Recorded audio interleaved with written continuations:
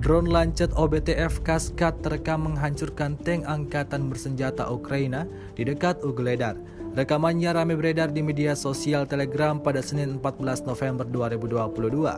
Prajurit OBTF DPR Kaskad tidak hanya menghancurkan tank dan peralatan militer lainnya, namun juga sejumlah tentara Ukraina menjadi korban dalam penyerangan ini. Tampak dalam rekaman tank Ukraina yang sedang beroperasi seketika meledak, hancur terbakar saat dihantam drone lancet Rusia. Dalam keterangan unggahan disebutkan sejumlah besar UAV yang diberi untuk prajurit formasi taktis militer DPR sangat membantu mereka selama penyerangan di Azovstal dan tempat lainnya dalam menyelamatkan nyawa para pejuang.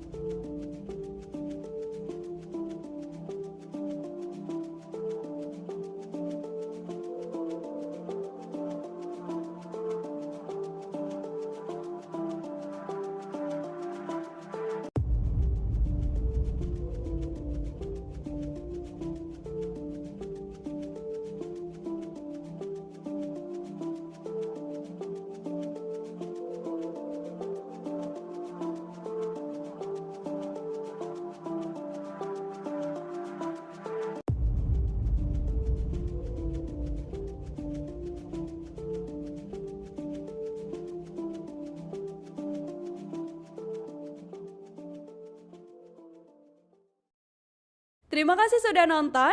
Jangan lupa like, subscribe, dan share ya.